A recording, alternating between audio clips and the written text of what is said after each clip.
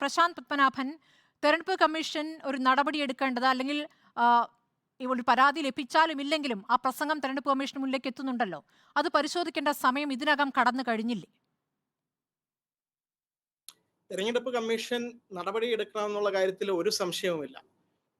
കോൺഗ്രസിന്റെ ഒരു നേതാവ് രൺദീപ് സിംഗ് സുർജേവാല അദ്ദേഹം ഒരു പരാമർശം ഹേമമാലിനിക്കെതിരെ നടത്തിയപ്പോൾ 48 മണിക്കൂറാണ് അദ്ദേഹത്തെ തെരഞ്ഞെടുപ്പ് പരിപാടികളിലോ ഏതെങ്കിലും ചടങ്ങുകളിലോ പങ്കെടുക്കുന്നതിൽ നിന്ന് വിലക്കിയത്.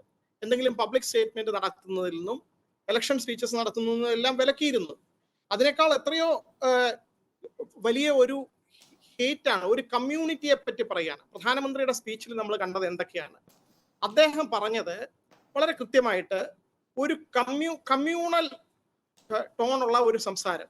അതിൽ ഒരു മുസ്ലിം എന്ന വാക്ക് എടുത്ത് പറഞ്ഞ് അവരാണ് ഈ കൂടുതൽ റിസോഴ്സസ്, മെറ്റീരിയൽ റിസോഴ്സസ് മുസ്ലിങ്ങൾക്ക് കൊടുക്കുന്നു, അതുകൊണ്ട് മജോറിറ്റിക്ക് ഹിന്ദുക്കൾക്ക് അത് കുറയുന്നു. എന്നിട്ട് അദ്ദേഹം പറയുകയാണ് ഹിന്ദു അതിന്റെ ഒരു സിമ്പലായിട്ടുള്ള മംഗൾസൂത്ര വരെ മാറ്റേണ്ടി വരുന്ന ഒരു അവസ്ഥ എന്ന് പറയുന്നു.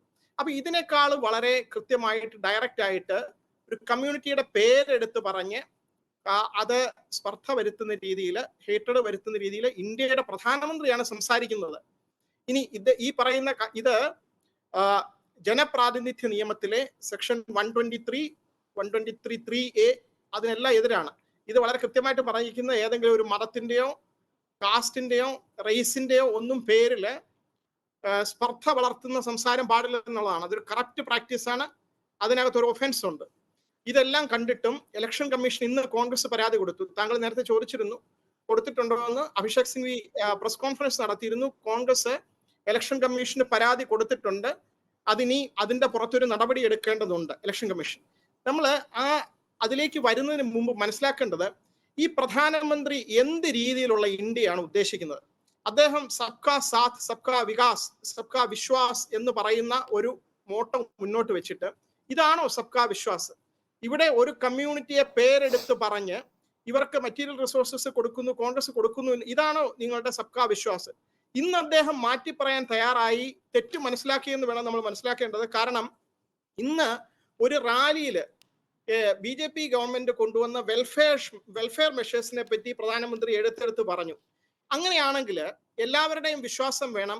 മുസ്ലിം സ്ത്രീകൾക്ക് വേണ്ടി ട്രിപ്പിൾ തലാഖ് നിരോധിച്ച കാര്യമൊക്കെ പറഞ്ഞു. അങ്ങനെയാണെങ്കിൽ കോൺഗ്രസ് ചെയ്തതിൽ എന്താണ് തെറ്റ്? ഇന്നത്തെ പ്രസംഗം അലിഗഡിലാണ്, ഇന്നലത്തെ പ്രസംഗം രാജസ്ഥാനിലാണ്. അത് ഒരു തിരുത്തലായിട്ടാണോ താങ്കൾ മനസ്സിലാക്കുന്നത്? ഇന്ന് അല്ല, അദ്ദേഹം ഇന്നലെ രാജസ്ഥാനിലാണ്. തിരുത്തലാണ് ഞാൻ പറയുന്നത്. പ്രധാനമന്ത്രിക്ക് പോലും ആ കടുത്ത നിലപാടിൽ നിന്ന് അയയേണ്ട ഒരവസ്ഥ വന്നിട്ടുണ്ട്. എന്തുകൊണ്ട്? ഇന്ത്യൻ ഭരണഘടന സെക്യുലർ ആയിട്ടാണ് വിഭാവനം ചെയ്തിരിക്കുന്നത്. ഇദ്ദേഹം പറഞ്ഞ കാര്യങ്ങൾ, ഇന്നലെ പറഞ്ഞ കാര്യങ്ങൾ വസ്തുനിഷ്ഠമായിട്ട് വിലയിരുത്തുകയാണെങ്കിൽ ഇന്ത്യയിൽ എന്താണ് അവസാന സെൻസസ് എടുത്തത്? 2011 10 വർഷമായിട്ട് ഇന്ത്യ ഭരിക്കുന്ന BJP ഗവൺമെന്റ്, ഇദ്ദേഹത്തിന്റെ കീഴിലുള്ള ഗവൺമെന്റ് ഒരു സെൻസസ് നടത്തിയിട്ടുണ്ടോ? ആരുടെ ജനസംഖ്യയാണ് ഇവിടെ കൂടിക്കൊണ്ടിരിക്കുന്നത്? പ്യൂ റിസർച്ച് സെന്ററിന്റെ ഒരു സ്റ്റഡി പറയുന്ന 2011 എല്ലാ കമ്മ്യൂണിറ്റി, ഹിന്ദുക്കളും ക്രിസ്ത്യാനികളും മുസ്ലിങ്ങളുടെ ഒക്കെ പോപ്പുലേഷൻ റേറ്റ് കുറഞ്ഞുകൊണ്ടിരിക്കുകയാണ്. ഇനി ആരെങ്കിലും അവശനിലയിലാണെങ്കിൽ, ആരെങ്കിലും കൂടുതൽ പിന്നോക്കാവസ്ഥയിലാണെങ്കിൽ അവർക്ക് വേണ്ടി പ്രത്യേക വെൽഫെയർ മെഷേഴ്സ് കൊണ്ടുവരണമെന്ന് ഭരണഘടനാപരമായ ബാധ്യതയുണ്ട്. ആർട്ടിക്കിൾ 39 പറയുന്നത് സോഷ്യലിസ്റ്റ് ആയിട്ടുള്ള മെഷേഴ്സ് ആണ്. Economic system does not result in concentration of wealth and means of production to common detriment. അതായത് സമ്പദ് വ്യവസ്ഥ എല്ലാവർക്കും പ്രയോജനപ്രദമായ രീതിയിലുള്ള ഒരു ഗവൺമെന്റ് നടത്തിക്കൊണ്ടു പോകേണ്ട നയങ്ങൾ, നിർദ്ദേശക തത്വങ്ങൾ എന്ന് പറയും, ഡയറക്റ്റീവ് പ്രിൻസിപ്പിളിനകത്ത് സ്പെഷ്യലായിട്ട് പറഞ്ഞിട്ടുണ്ട്.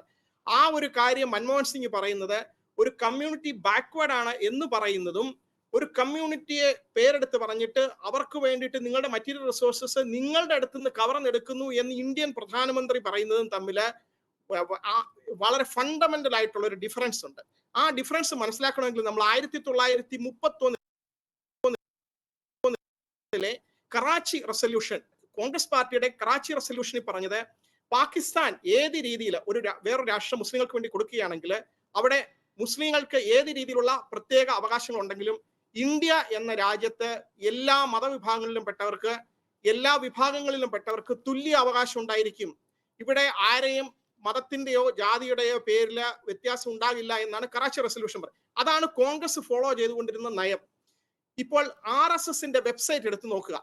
പലരും പറയുന്നുണ്ട് ഈ പഴയ പുസ്തകങ്ങളൊന്നും നോക്കട്ടെ, ഞങ്ങളത് ഫോളോ ചെയ്യുന്നില്ല എന്നൊക്കെ പറയുന്നുണ്ടല്ലോ. RSSന്റെ വെബ്സൈറ്റ് ഇന്ന് തുറന്നു നോക്കുക. അതില് കൃത്യമായിട്ട് ഞങ്ങളുടെ വിഷൻ എന്ന് എഴുതിയിരിക്കുന്നു. ആ വിഷൻ പറയുന്നത്, ഇന്നത്തെ ഡേറ്റിൽ തുറന്നു നോക്കുക, ആ വിഷൻ പറയുന്നത് ഒരു ഹിന്ദു കൾച്ചറാണ് ഹിന്ദുസ്ഥാന്റെ അടിസ്ഥാനം. കോൺഗ്രസ് മുസ്ലിം അപ്പീസ്മെന്റ് നടത്തിക്കൊണ്ടിരിക്കുകയാണെന്ന് പറയുന്നു വെബ്സൈറ്റിൽ. ഈ നയം ഫോളോ ചെയ്യുന്ന ഈ പാഠശാലയിൽ നിന്ന് വന്ന ഒരാളാണ് ഇന്ത്യയുടെ പ്രധാനമന്ത്രിയായിട്ട് ഇന്നിരിക്കുന്നത്. ഇദ്ദേഹം കൊണ്ടുവരുന്ന നയം പാകിസ്ഥാന്റെ ഒരു മിറർ ഇമേജ് ആയിട്ടല്ല ഇന്ത്യയെ വിഭാവനം ചെയ്തത്. ഇതുവരെ അങ്ങനെ ആയിരുന്നില്ല. നെഹ്റുവിയൻ പോളിസി എന്ന് പറയുന്നത് സെക്കുലർ ആണ്. പാകിസ്ഥാനിൽ എന്ത് തന്നെയാണെങ്കിലും ഇന്ത്യ ഒരു മതേതര രാഷ്ട്രമായി നിലകൊള്ളുമെന്നുള്ളതായിരുന്നു നമ്മുടെ ഇതുവരെ ഉണ്ടായിരുന്ന ധാരണ. കഴിഞ്ഞ 10 വർഷമായിട്ട് ഇന്ത്യ ഭരിക്കുന്ന തത്വശാസ്ത്രം അതല്ല. ബേസിക്കലി ആ ഒരു കാര്യം മനസ്സിലാക്കി കഴിഞ്ഞാൽ എന്തുകൊണ്ടാണ് പ്രധാനമന്ത്രി ഇത് പറഞ്ഞതെന്ന് കൃത്യമായിട്ട് മനസ്സിലാവും.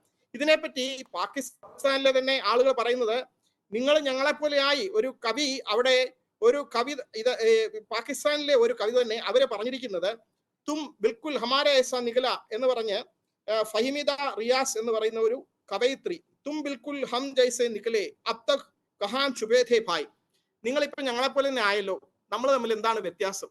ഇത് പാകിസ്ഥാനിൽ ഇങ്ങനെയാണ് നടന്നുകൊണ്ടിരിക്കുന്ന. മൈനോറിറ്റികളെ, റിലീജിയസ് മൈനോറിറ്റിക്ക് അവകാശമില്ലാത്ത ഒരു ഭരണഘടനയാണ്.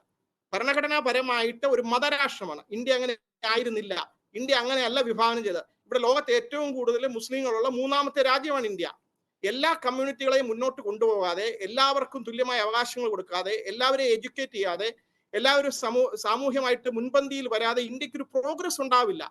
അത് ഈ പ്രധാനമന്ത്രി തിരിച്ചറിയണം. കാരണം ഇത് പറയേണ്ട ബാധ്യത ആർക്കാണ്? ഇത് പ്രതിപക്ഷ കക്ഷികളെല്ലാം ഏറ്റെടുക്കേണ്ട ഒരു കാര്യമാണ്. അത് കോൺഗ്രസ് അല്ലെങ്കിൽ ലെഫ്റ്റ് എന്നുള്ളതല്ല, എല്ലാവരും ഏറ്റെടുക്കേണ്ട ഒരു കാര്യമാണ്.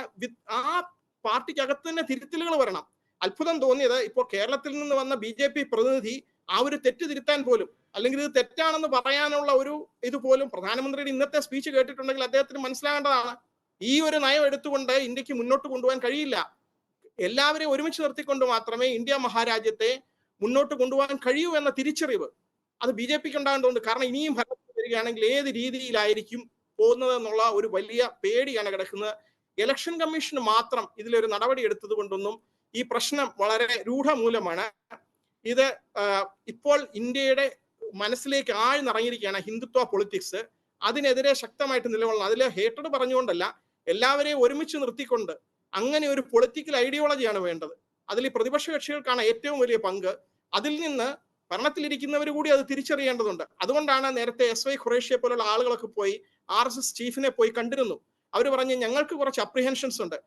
പലരും ക്രിട്ടിസൈസ് ചെയ്തു, നിങ്ങൾ മുസ്ലിങ്ങൾക്ക് വേണ്ടി എന്തിനാണ് RSS ചീഫിനെ കണ്ടത്?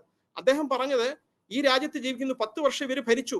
ഇനി ഇവർക്ക് അധികാരം കിട്ടുകയാണെങ്കിൽ ഇവിടുത്തെ മുസ്ലിം കമ്മ്യൂണിറ്റിയുടെ ഉള്ളിലെ ചെറിയ ഭീതികളുണ്ട്. അത് ഞങ്ങൾ RSS ചീഫിനോട് പറഞ്ഞു, ഞങ്ങൾ ടേക്ക് കെയർ ചെയ്യാം, ഞങ്ങൾ അങ്ങനെ സംരക്ഷിക്കാം എന്ന് വാക്ക് കൊടുത്തു. അതിനുശേഷമാണ് ഇപ്പോൾ ഈ പ്രധാനമന്ത്രി പറയുന്നത്. ഇതിനെതിരെ ഒരു വാക്ക് ഇപ്പോൾ RSS ചീഫ് എന്തുകൊണ്ടാണ് പറയാത്തത്? പ്രധാനമന്ത്രി എന്തുകൊണ്ടാണ് ഇത് തെറ്റ് തിരുത്തി മാപ്പ് പറയാത്തത്? ആ ഒരു ചോദ്യം നമ്മൾ ചോദിക്കണ്ടേ? ഇതാണോ നിങ്ങൾ ഉദ്ദേശിക്കുന്നത്? മുസ്ലിം രാജ്യങ്ങളിൽ പോയിട്ട് നേതാക്കന്മാരെ കെട്ടിപ്പിടിച്ച് അവിടെ നിന്ന് ഏറ്റവും വലിയ ബഹുമതിയൊക്കെ നേടി അവിടെ അമ്പലമൊക്കെ ഉദ്ഘാടനം ചെയ്ത് നടക്കുന്ന പ്രധാനമന്ത്രിക്ക് ഇന്ത്യയിലെ മുസ്ലിങ്ങളോടുള്ള മനസ്സിൽ ഇങ്ങനെയാണോ എന്നുള്ള ആ ഒരു ചോദ്യം, അതാ RSSന്റെ അവിടെ, അതോ വോട്ടിന് വേണ്ടി മാത്രം പറയുന്ന ആണെങ്കിൽ പെട്ടെന്ന് തിരിച്ചെടുത്ത് മാപ്പ് പറയേണ്ടതുണ്ട്.